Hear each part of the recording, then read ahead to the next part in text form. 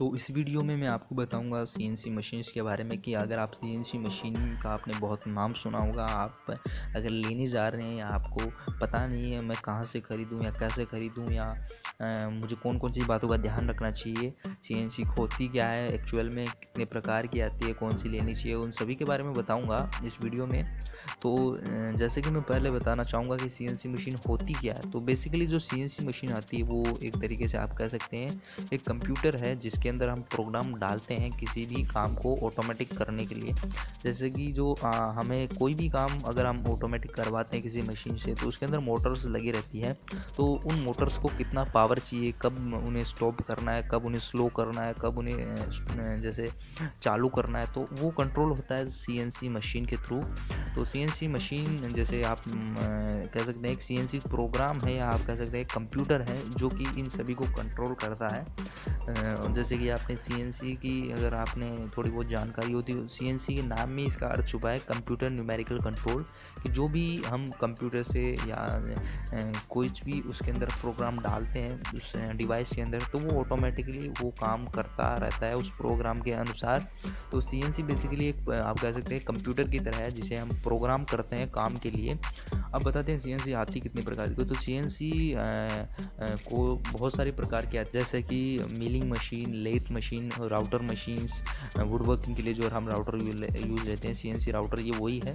Welding machines आती है CNC grinder machines आती है, सीएनसी लेज़र कटिंग मशीन्स आती है, CNC water jet cutting machines आती है, सीएनसी रोबोटिक आर्म्स आते हैं, सीएनसी की और भी बहुत सारी मशीन्स आती है सीएनसी मशीन्स में। तो अब अगर आप सीएनसी मशीन लेने जा रहे हैं तो आपको कौन कौन सी बातों का ध्यान रखना चाहिए।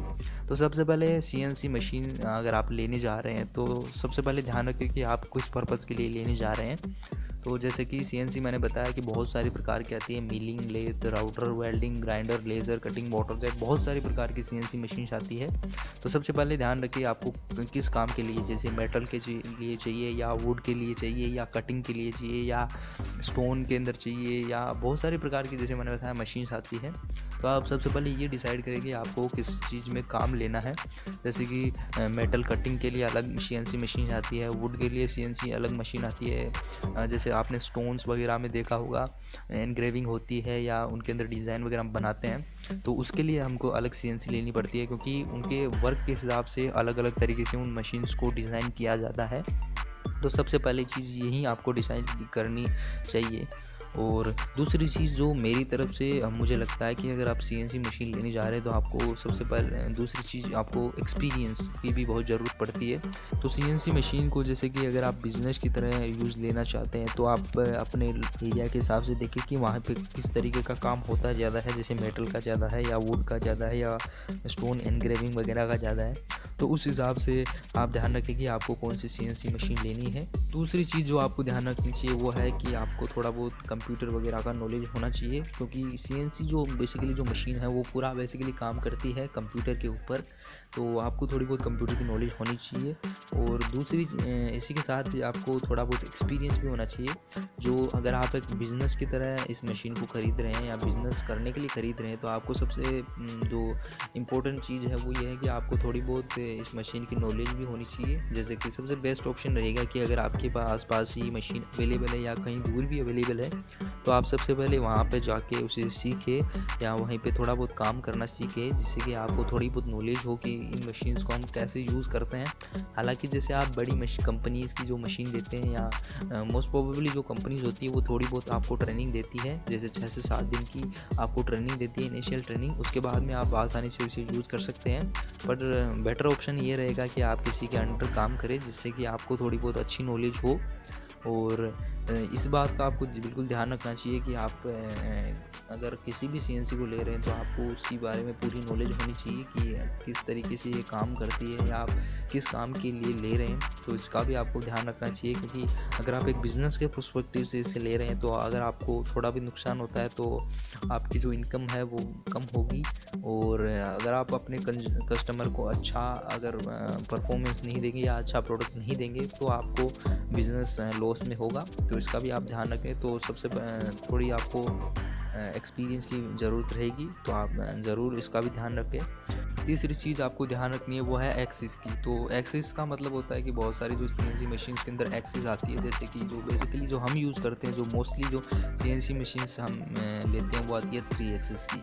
3 एक्सिस का मतलब उसमें 3 एक्सिस आती है जो ऑटोमेटिकली कंट्रोल होती है, जैसे कि फॉरवर्ड, रिवर्स और राइट, लेफ्ट और अप डाउन की ये 3-4 एक्सिस आती है।